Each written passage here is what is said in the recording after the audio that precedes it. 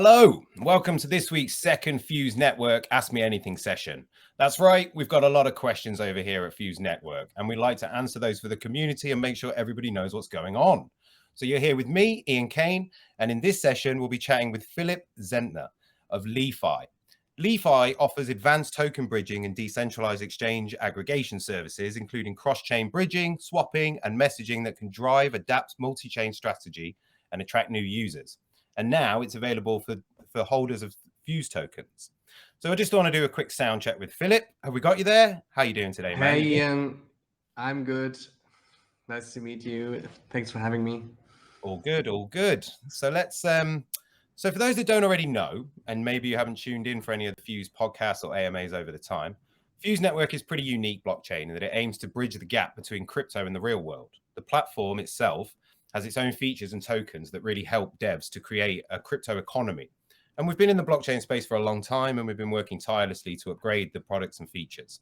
So our approach to bringing crypto payments and DeFi to the masses empowers other projects, businesses, organizations, communities, and they want to adopt crypto payments and DeFi. So with that in mind, it's time to talk to today's special guest. It's a pleasure to have Philipp here with us today to talk about LI.FI. And Fuse tokens are now integrated. So we're here to talk about that partnership, how it looks in the real world, and the LI.FI platform, what it's all about and how it works. So, Philipp, I would ask you, please, sir, to give me a 411 on LI.FI. What are the top line information that everybody should know about the platform? And let's get people into this. Yes, absolutely. Hey, so we are in the multi-chain world, and you have your assets on multiple chains, right? And sometimes you just want to have that new assets on another chain because you heard like, this is a farm you want to ape into, or this is just an interesting protocol you want to start to use.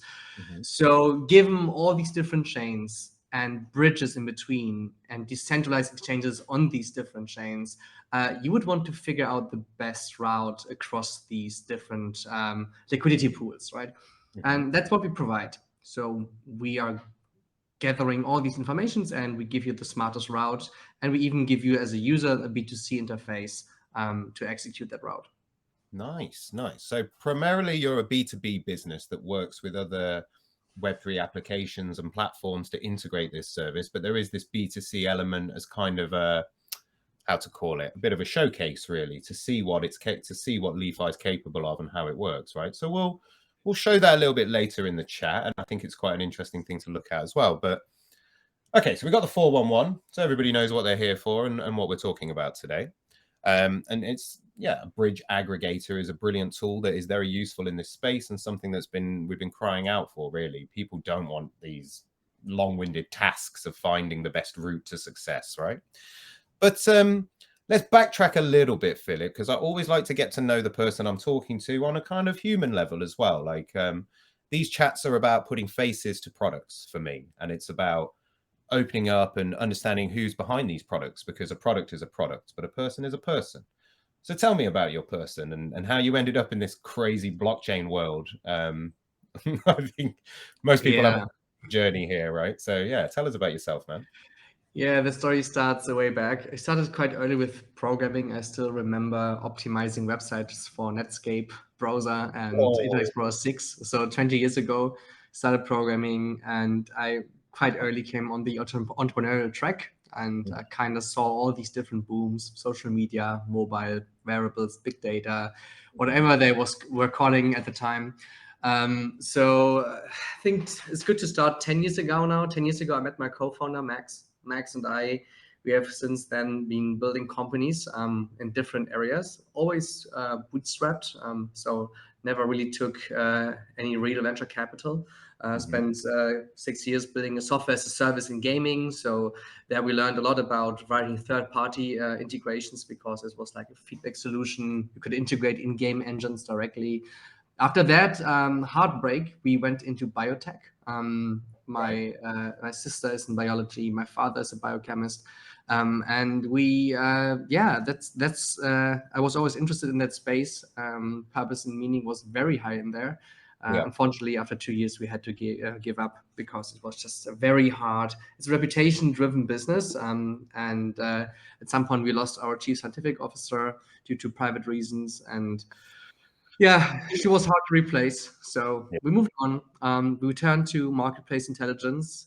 Again, a very data Okay. intense industry. And that's what all these businesses had in common. It was always about data aggregation. So when we joined crypto and we saw these different interfaces, right? DEX interfaces, DEX aggregator interface, and Yeah. bridges, you're like, is this the future of finance? So we immediately were like, someone needs to abstract that away. And there was this hackathon last year, scaling Ethereum, where we had the chance to meet the Connects team and Oh, different nice. L2s like Optimism, Arbitrum, and yeah, we pretty quickly came up with the idea of back then Leaf Finance, now called just LI.FI, short for Linked Finance, and that's how we came to crypto. Wow, that's a super cool journey, man. So you've been around for quite a while there. All right, nice. So the biochemistry side of things sounds super interesting too. Like I'd like to talk about that, but we're Yeah, not here. that was nice. We were in RNA sequence analysis, so essentially Yeah. really being able to do bioinformatic analysis at scale for cancer patients, predict how likely it is that a certain protein would cause an immune response in these patients. It was like super interesting. Yeah, like all right. Well, maybe another day we'll get to discuss those. Well, Would love to. thank you, Philip, giving us the 411. And I think I think people can understand fairly easily that it's a product and solution that is needed to simplify the process for the end users. That, as you rightly said, is this kind of mishmash of operations the future of finance? No, we would probably say not, right? Because nobody understands how to use it properly, so it can't be. But you've also got some big supporters over at the platform, right? Like the kind of people that are backing you, not in terms of funding perhaps, but kind of people who are supporting. Do you want to tell us about any of those guys? Any names we might know there? Yeah, we made sure that we have VCs that are helpful. So 1KX, Dragonfly, and Scalar, and Lattice. So these guys have been funding us in the first round together with the bridge builders. So the bridges we aggregate, we got their founders on board. That was very important to us. But also people like Anthony Sassano, DC investor, or the Bankless guys, they all invested. And it's good to know and very helpful to have these people on board as they can make introductions and give feedback. They are seeing so much in the market. It's good to ask for help if you need it sometimes. Yeah, Yeah, quite happy about that.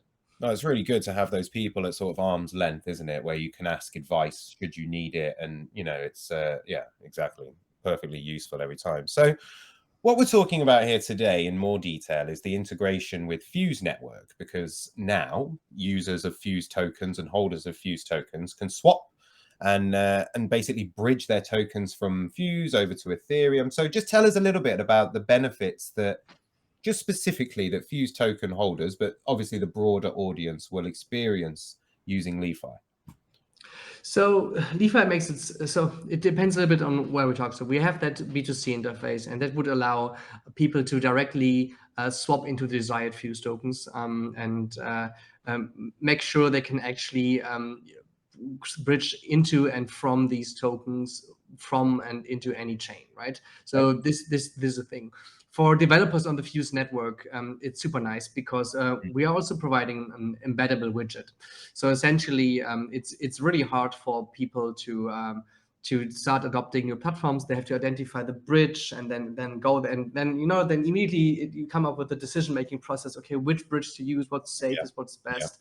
And if developers implement our widget, then essentially the user doesn't have to go to any DEX or bridge anymore. So they are seeing this new product on Fuse. They believe in it. The value proposition is nice. So they go there and then they can immediately bridge and swap into whatever is necessary on that network to start using the product right away. So it simplifies the user onboarding process, and the overall overhead for anyone, for the developers as well as for the user, are abstracted away, so to say. Nice, nice, nice. And that's exactly the kind of stuff that we really want to see in decentralized applications, where this user journey is simplified, made more simple, and that people can bridge tokens in, because we know that people have their assets spread out all over the blockchain, basically, don't they? So without this tech, you're kind of limiting yourself to some extent, I guess is the way to put it. But I guess, all right. So an important piece of information here is that you're not a bridge per se. That's not what what we're doing here. This is an aggregating service, but what's the problem? I mean, we've mentioned it already, sort of, but what's the key problem that you're trying to solve for Web3 applications? Like, what is that number one goal? So I would say let's maybe start a little bit more technical here. When we want to bridge assets from one chain to the other, we need a bridge, and that bridge sits in between. So we are introducing an intermediary. And wasn't blockchain all about getting rid of intermediaries, right? True. So once we introduce an intermediary again, we need to ask ourselves, who is verifying this system and what would it cost to corrupt it? So there are different ways to bridge tokens over, and we can roughly categorize them in externally verified ones and natively verified ones and locally verified ones. We will skip that. It's getting too technical here. But all in all these different kinds of bridges have to take certain trade-offs. And we call this the interoperability trilemma. So there are three properties. Extensibility, how easy is it for that middleman to expand to new chains, to get maximum value to a maximum amount of people.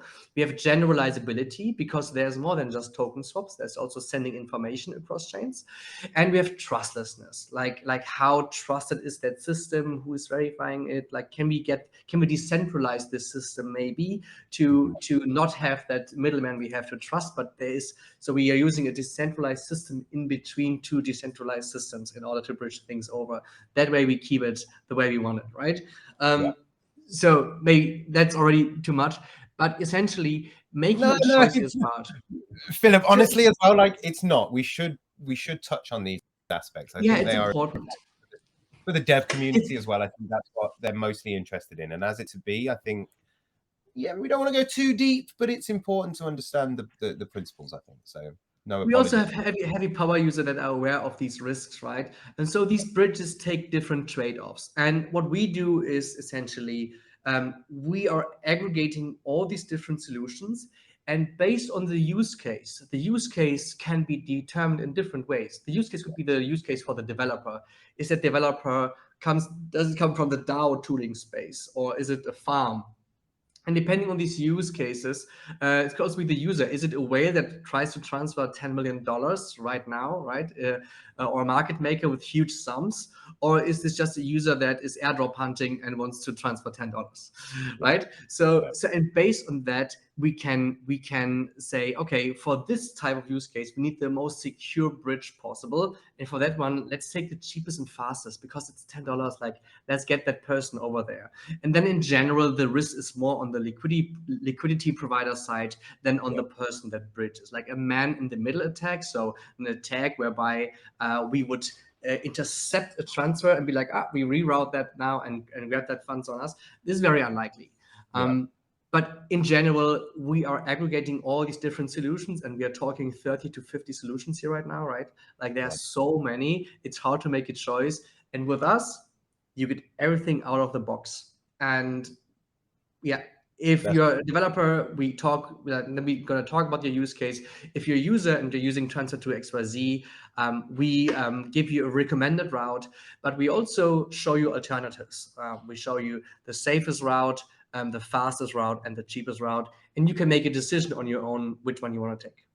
That's actually, as a user of the B2C platform, I really liked that. I was like, you're giving me options here in regards to safety, speed, and I can make a choice.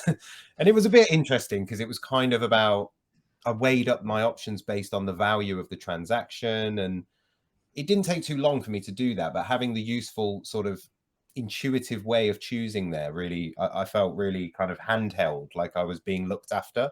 And I liked that. I was like, this is great. Like, they're giving me options. Whereas usually the options are there, but they're not that easy to understand. Like, you're trying to, like, it can be quite heavy. And also, the whole user journey is quite complex, right? What we have to see here is that bridges are mainly limited to stable coins and native currencies. But if you have a long tail asset on the source chain and you want to have another long tail asset on the destination chain, let's say I have cake on BSC and then I want to have magic on Arbitrum, then I would need a DEX, then I need a bridge, and then I need a DEX. So what we do is a little more than just bridge aggregation. We also talk to all these different DEX aggregators on each chain. and be like, hey 1inch, hey Paraswap, hey OpenOcean, hey 0x, give me the best swap from that stablecoin back into the desired long tail asset. Or like at the source chain, right? To just get started. And so we give you all of that in one transaction. That's super cool. I mean, these are the tools that are going to simplify Web3 application usage 100%. So let's kind of like unpack each feature a little bit, Philip, I think. So you've got a range of services, and let's dive into the details of each one. So you've got token swaps. You've got, let's go through and just kind of unpack each service. And then maybe I think we can show some video as well for the B2C side. So let's start at the beginning and the basics functions of it and scale up. So the baseline are two components. We have a smart routing API that talks to all the bridges, DEXs, DEX aggregators, and you feed that API with the information. Hey, I have this asset on domain A, and I want to have another asset on domain B. And I have 10K. So you pass it on our API. We give you all the routes already prepared with the required call data, whatsoever. And then we have a smart contract that executes all of that within one transaction. Those are the two components that would be the lowest level of integration you could do as a developer. And then we already give you an SDK that does all the redundant network communication that always has to be implemented. So we simplify the implementation process for the developer here and provide that SDK. It's well documented. And on top of that, if you don't need such a low-level integration and you just want to simplify the user onboarding, we also provide a widget. Like that widget, you can pre-configure your destination contract on your chain, so that way users can swap, bridge swap, whatever is necessary, whatever they have into your smart contract right away. And this is certainly super helpful as users are coming from multiple chains, and like they come to your website because you have a product to offer, you have a value proposition, and then user onboarding should be as simple as possible, right? We have learned that from Web 2.0. Everything is about conversion rate optimization, and you have that conversion funnel, and you want to keep the user journey as simple as possible. For that use case, we have developed that widget. It's currently at MVP status, but like very, very soon, next month, we're going to release the new widget. And it's super nice. We specifically hired PayPal's lead designer, so we have someone that has a lot of experience developing application for the masses. So it's super simple. We have so many iteration cycle behind us, and that really eases things for them. And then to showcase all of this, we have transfer to XYZ. And transfer XYZ, really, we don't have too much time to focus on this, to be honest, because we are a B2B company. But it allows you as a user to simply bridge any asset on any chain to any asset on any other chain. It uses our tech. We can test our technologies there, and we have a large community by now that makes use of it. And yes, that's all we offer, so to say. All right, nice. I mean, can we show the B2C side of things, Philip, a little bit? Do you think that's possible? Yes, absolutely. Yeah. This is something that I've used in the past, and it's just kind of been presented to me as an option that I could use. So here we're on the no, sorry, Philip, you talk us through what we're doing and where we are. And this all right, so you can see my screen. Yep, all good. Perfect. So let's just not do the full bridging process. It would take too long, depending on the network congestion. But let's take the example I just had. I'm on BSC, and let's say I have cake. I'm searching for that token, and let's say I have 100 of that. But what I really want is I want to go on Arbitrum, and on Arbitrum I want to buy into Magic. So what's happening now is on the available routes tab here, routes are being calculated. It takes a little bit because it's so many options. So we want to make sure they have the best ones. Here we are already. So here we can see the recommended one. Then we have very fast options. This allows you to make your choice. I think we only show fast here because it seems like for this particular swap, the only way to go is using connects. So we always have the same bridge, and so they are all fast. And at the same time, also this then the recommended one, you see how much gas it would cost you, how long it would probably take, and what you would get out of that swap. And that's it. You can connect your wallet, execute, and then you have a very transparent process that takes you where we are right now. Okay, currently executing the swap, then currently bridging over, and then doing the final swap on the destination chain. Here we would go power swap, connects, and OpenOcean. And it's exactly what I said, right? Like the bridging process is reduced to stablecoin native currencies. So we're first swapping cake into USDT, then we are depositing USDT on connects, and then we do the final swap from USDT into Magic via OpenOcean once we are on Arbitrary. I think it's having that there in front of us is quite interesting, actually, Philip, like just to see what you are simplifying. In fact, like you've got 3 process steps there that to an average user would just be an absolute headache. And the fact that, like, actually something that's just sort of occurred to me is that the DEX and the bridge are built in together. So you're literally, it's one action. Does it count as one transaction? It's one transaction, exactly. We're gonna execute the swap. So it runs via our contract. We show that here transparently. So we do the execution on the source chain, like the first swap, and then connects is one of the bridges. And that's also very important to know. These bridges not only have different trade-offs, they also have different features.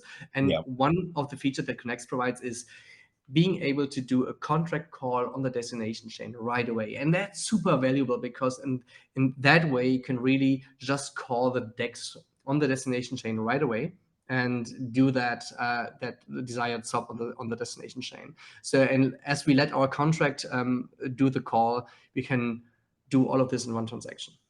Nice. So this is giving, I mean, so for developers interested in plugging something like this into their application, this is basically like the showcase of what's capable. So the API and the widget would look something like this, Philip, I would imagine. Yeah, the widget looks something like this, exactly. I can maybe spoil a little bit. Ooh. Philip's going to give away some alpha. This is some alpha for sure. So what we see here, so we're gonna sell this widget white labeled. So developers have this widget customization here. They can adjust the border radius, which is like how the corner is gonna look like. They can change the color of certain of the buttons and the secondary color as well. Let's make this blue.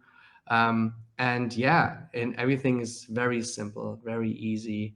And we are currently we're now testing this with our beta community. So if you're part of our Discord, you can essentially become a beta tester, and then we let you test these things out. There's a dark theme mode, and you can have this as a side widget, or simply have that as a centralized widget. Yeah, all kinds of flexibility. You can change the font of that. So this is happening, and yeah, we're gonna actually sell this white label to other protocols as well because there's a strong need. We have seen Uniswap just releasing their own widget, right? So this is a trend we have been seeing and foreseeing early enough. So we have been working on this for quite a while, and yeah, it's super cool. We're super happy about it. It's beautiful. It looks very cool, man. I like the so yeah. So for devs, this makes perfect sense. Whoa, we're in the matrix. Let's get rid of that. Awesome. Thank you, Philip. That really helps, I think, just to show people the kind of visual side and how simple it is. And like it looks great, it works, and that's the key to it, right? Yeah. So let's dive into security a little bit, Philip, because obviously with bridges and this kind of technology, what we've seen already in 2022, I think it's almost like $1 billion of lost funds through bridge exploits. Now, I'm not talking about this because I want you to solve all the problems of bridge security. Of course not. But it's an issue, isn't it? And it's something that people think about. It's at their mind. And it goes back to some of the deeper tech we were talking about as to how the bridging is actually taking place. Are the tokens replicated and burnt? It's the mechanism. So I guess tell us a little bit, like you're the kind of guy that knows way more about this than me. So what are the problems that are out there? And I'm not going to ask you how you're solving them, but more so, you know, how can customers feel safe with Li.Fi? So in general, again, I would first reduce that overall anxiety around bridges to 2 things. Are you a person that bridges funds, or are you a person that provides liquidity to those bridges so that other people can bridge? If you're just the first one, if you're just bridging, you are quite safe. Like it's very unlikely that we're going to experience a man-in-the-middle attack for the average user. it's simply economically not worth it to do that. These things would be detected immediately, and it's hard to make that worthwhile for any hacker, right? Okay. And then we have the anxiety around providing liquidity. This is a different story. And this is where it gets interesting. Here it gets interesting, for the user, because the user can earn money, right? And so can the hacker if the system is not safe and secure. And we have then, again, it comes down to what I already mentioned. It depends on who's verifying that system in the middle. Like who is determining if a transaction is, if a certain action or state transition is legit or not. And there we have these three systems. And let me dive into this quickly. We have the natively verified, the externally verified, and the locally verified. The natively verified means that the verification process is very, very native to the security layer of those two blockchains. Typically, it works like, let's say I have blockchain A and blockchain B, then blockchain A would install a light client of blockchain B, and the other way around. So essentially, both chains can read each other's state and thereby verify each other and be like, hey, yeah, actually, these funds got locked here. You can release them there. That's natively verified. The problem is, if we talk about 50, 100 chains, like each chain would have to have installed a light client of each other. So it's an end-to-end problem. It doesn't scale, right? And now think about Cosmos with IBC. So they have foreseen this, and they have standardized this by having that IBC protocol. And yeah, so they try to solve this, but the premise is that everyone starts from scratch and starts building on that very same system that is ABC compatible. Yeah, and then Polkadot ecosystem has their own standard called XMP. But so this is natively verified. One of the best bridges we know right now is the Near Rainbow bridge. That's light client, like that's very natively verified. Slightly optimistic, but yeah, it's good. This is native. This is the safest, but it's very hard to scale.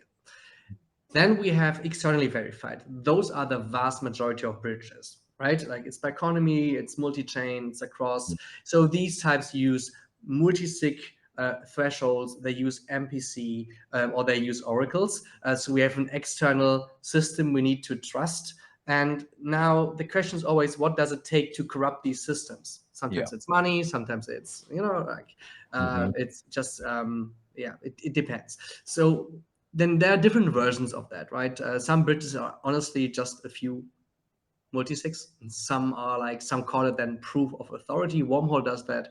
Wormhole has I think 19 validators, and these validators are well-known companies like Chorus One and like staking providers, for example. They use them because they have that secure infrastructure anyway.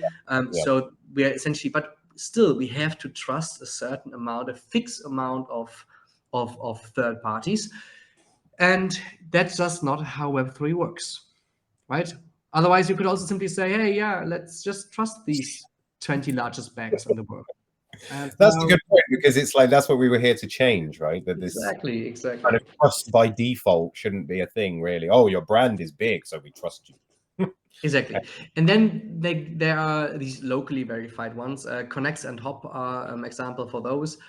So we have really out of these different validator sets, out of the two blockchains, we have two counterparties that are adversarial to each other, and they know each other, and they can only do a very atomic transaction, like an atomic swap, and they can only do this. So you don't have the full flexibility to do all sorts of other stuff, like sending information back and forth. No, it's really just they can just do that one particular thing, and that's also a safe way to do it.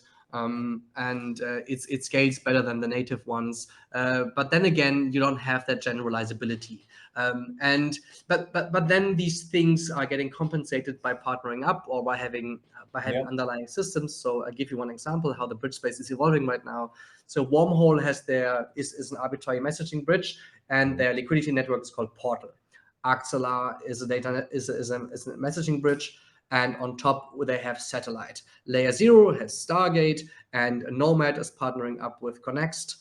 So connects as locally verified liquidity layer on top of Nomad as an arbitrary data messaging bridge. So we see these projects partnering up or building their second solution on top of their own, and that way they start doing things and are more flexible.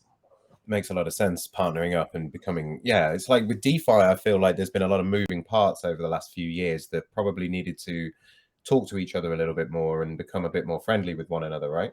Like we were not building in silos, but there was a lot of innovation happening from different perspectives, and then it just wasn't that togetherness as such. And now it seems I believe as an entrepreneur, you need to pick one problem and try to be the best at solving that, right?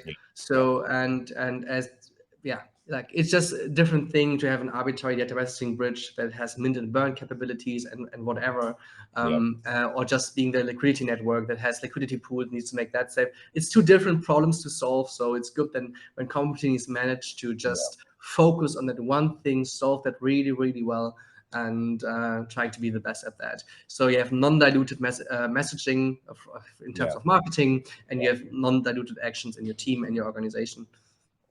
Yeah, I couldn't agree more. It gets very difficult when you're kind of jack of all trades and master of none, right? But what you're saying makes perfect sense, that those teams get to work independently on what matters to them and then come together and join forces. That does make a lot of sense, All right, cool. So I think we've done a pretty good job of outlining everything that that LI.FI is about. And I mean, we wouldn't be doing our job correctly if we didn't talk about the market right now and the conditions. But more importantly, it's about but I don't care about the markets right now in regards to tokens and other things. This is one of the most exciting phases, in my opinion, in the blockchain space for the last 10 years. I think this might be a moment in time where solutions such as LI.FI and other things really find their place in the market. And the integration with Web3 applications means that we may get our first mass adopted Web3 application, because it's not happened yet, right? Like it's not a thing. I mean, how do you feel right now, Philipp, about the space, about the sort of runway ahead, like not just for LI.FI, but just overall, like how it feels now and to be in this space? It's gonna be exciting. There are two sides. Some people are saying we're gonna see a lot of consolidation, and some are saying we see a lot of expansion. So what speaks for expansion in the multi-chain world? Let's talk about Avalanche subnets. Let's talk about the whole Polygon portfolio, right? Let's talk about the different kinds of rollups, optimistic, zero knowledge. So we're gonna end up in a huge multi-chain world and expect all these chains seeing a lot more traction during the next bull. I'm super excited in general. We're going to use this phase to grow in terms of building the right products, testing and tooling around that to have a really reliable piece of infrastructure that people can build on in the future. I'm super bullish on this phase because it gives us probably cheaper developers. So we're definitely going to see consolidation. So plenty of projects going to die out because they won't make any revenue, and they will probably also see, hey, they will get to a point where they're going to ask themselves, are we solving a problem here, or was that just lucrative to build because it worked? It worked economically. I think time as well, right? In those market conditions, it worked. Like many DeFi protocols that popped up in the last 2 years, they may not make it because there's just there's no need for them, right? So, but sorry, carry on. Exactly, and for us, it's really. I know that we are building, abstracting away liquidity flow across the multi-chain world. Like this is just something that has to be built. It has to be built because any TradFi business that comes in 3 years and it's like, all right, I'm ready. I got the legal setup. Regulations have created an environment where I can act in.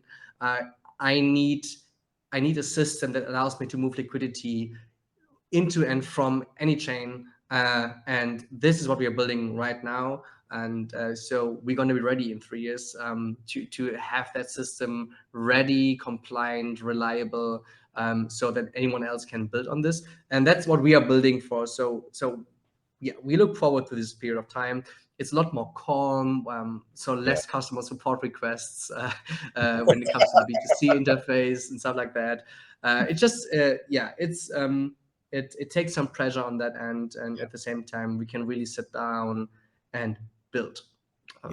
So well, that's the most important part, and that's like, yeah, it sounds like we're of the same opinion in that regard. Like, this is an important time, but this is a really super interesting time, I think, as well. So I mean, just thinking about that and the kind of roadmap for Li.Fi, like, I hate the word roadmap. Everybody always pulls this out, you know. yeah. But maybe, Philip, you would like to kind of tell us a little bit about what's popping for the platform over the next 6 months. You know, maybe any events that you guys are attending where people can connect with you.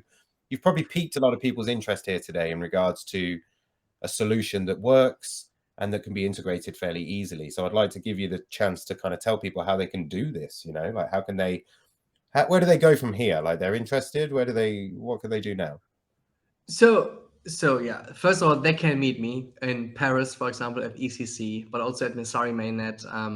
I'm not sure it's about Bogota, maybe also Bogota. There's also ETH Berlin in September. So Yeah. yeah, plenty of opportunities to catch up in person, and I'm keen to do so. Apart from that, Li.Fi as a company, so far we have been focusing on the EVM context and EVM compatible chains. We have covered that quite well. So next we're looking forward to go to other L1s like Solana, Cosmos, Near. And this brings in new challenges. Yeah. We have a new smart contract language to introduce, Rust, and different Rust frameworks. So the question is like, how can we make these efforts as scalable from a software architecture and software development perspective as possible? So a lot of research to be done here. And apart from that, yeah, the new widget is coming out, so it will be a new challenge for our marketing team and biz dev team to get this implemented and get feedback and adjust and iterate on this. But that's like, this is the really fun thing, like seeing numbers tied to your products and getting feedback and improving, iterating. That's what I personally like the most, and just seeing numbers growing based on the work and feedback you put in. So that's what we're going to focus on over the next month. And then it's also a lot of optimization, right? We have that centralized API. It's unfortunately not possible right now because we are too early to decentralize that. But there is so much optimization and there is so much value in all the data, and we can build products on top of that will help the industry and users to figure out what to do, and that's super exciting. That's super cool as well. I mean, is there so you mentioned about the beta testing there, that you kind of looking for people to come in and this is I agree with you entirely. Like, what's the point building all this stuff if you can't see how people actually interact with it? And the funniest part for me is always watching the thing you never thought would happen the most, usually in sort of customer interaction, especially when you're building. You're like, oh no, people won't do it like that. And then it becomes the thing they do the most. Like, it's always it makes me laugh every single time. Like, it's brilliant. But yeah, how can people get on board with the testing? Like, what's the kind of CTA for that? Is there somebody to email, or what do they do? So we have a Discord server. It's discord.gg/li.fi. It's very easy to find. Yeah, there you can get engaged, and there's a process on how to become a beta tester. We obviously, because the Discord's already quite big with thousands of users that are very active, and like we have a solid community. But that also means that we need to be careful. So when we call someone a beta tester, that means we actually want to listen to that person's feedback. So we need to make sure, okay, this person can actually communicate. He's honestly interested in testing things out and being an early user of something. And then yeah, we're going to promote that person to become a beta tester at some point. But you have to do a little bit and just make sure that you don't make our lives harder, but actually I was going to say, it's not a free lunch, right? Like, you guys need something from this too. It's not about just like, serious applicants. It's giving and taking. Like, I'm taking the feedback, we put in the work to make it right for you because you told us so, right? But if you are not able to communicate correctly with us, then it's just like hard. And you know how people are, they are emotional, especially when we're dealing with their money. So we always have to see this and respect that, right? It's just like people are moving money through these shitty interfaces. Like, come on. Like, I get it. I feel you. I'm so with you. Like, and I've said this a couple of times this week, actually. Someone was saying the other day about how it's so important to onboard new users, to get your mother, to get your father on board. And then the guy was like, kind of saying, hold on a minute. Getting mothers and fathers, Cool.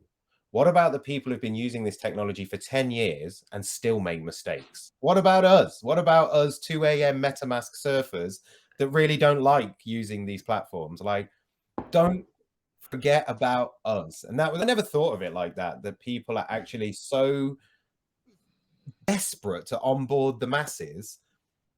They forgot about the people who support the thing all the way. I absolutely agree. You know, like I'm always thinking that's also why we build Li.Fi. It's essentially, unless someone abstracts that whole DeFi work, this whole new primitive of decentralized finance, unless someone abstracts that away, it makes it as accessible as Stripe has made credit card payments accessible back then, right? Stripe was really like one of the points where software as a services and online businesses started to flourish. Like this was like 10 years ago, right? And we had different credit card providers, MasterCard, Visa, American Express, whatsoever, different payment processors. All the APIs were ugly or not available or old standards, badly documented, badly branded.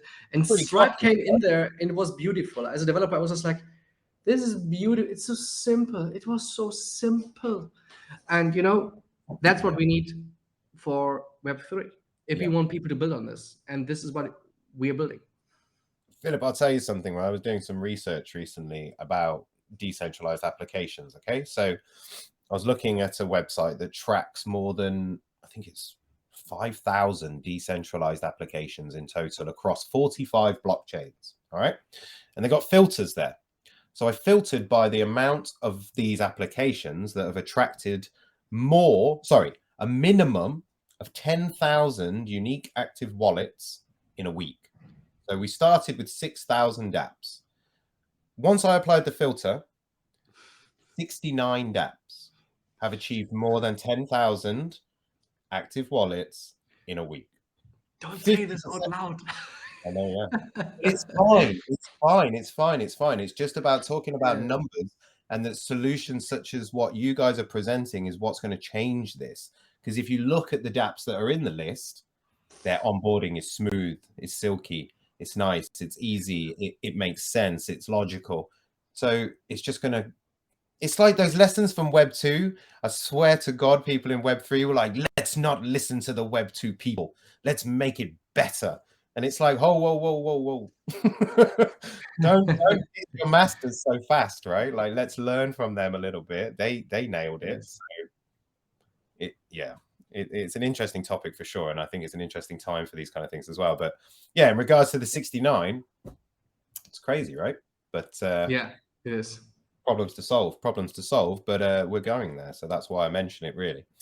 All right. Any final shouts, Philip? I think we've had a good chat. It's been a cool session. I think people thoroughly kind of understand, but let's give them the CTAs, right? So any calls to action, where can people connect with you? Twitter, Discord, Facebook, LinkedIn, what's best? Yeah, so if you want to get in touch with me, just try out Twitter. It's Philipp Sendner, my forename, last name, altogether, Philipp Sendner on Twitter. And otherwise, follow Li.Fi Protocol on Twitter. Certainly helpful. We do a lot. Like, we have a full-time researcher just on bridges. We write deep dives. If you're into interoperability, that's interesting. If you're interested in the multi-chain world, we have a weekly newsletter. That newsletter is even on YouTube, where we talk about what has happened across multiple chains. And that's certainly super interesting. And this is made for users especially. Otherwise, yeah, if you want to bridge, transfer to .xyz is helpful. And for any developer, it's li.fi as a domain. It's super short. Happy to have that one. And yeah, that's it. All right, cool. All right, thank you, Philip. Thank you for your time today. I know you're super busy and always got a lot to do because we're in the builders phase. So thank you for taking the time out to come and talk to me today, to educate people in the Fuse network about what the possibilities are and what they can do. I think we've put up all the details, but if anybody needs anything else, just hit us on Twitter or Discord or contact Philip directly, and he'll be more than happy to help you. Ian, thank you so much. It was a pleasure. It was a nice conversation. Enjoyed it. Yeah, it was cool, man. All right, so that's goodbye from us. And yeah, we'll be back in a week's time with more guests, more chat, more education, and more information. So thanks for tuning in, guys. We'll catch you later. Take care.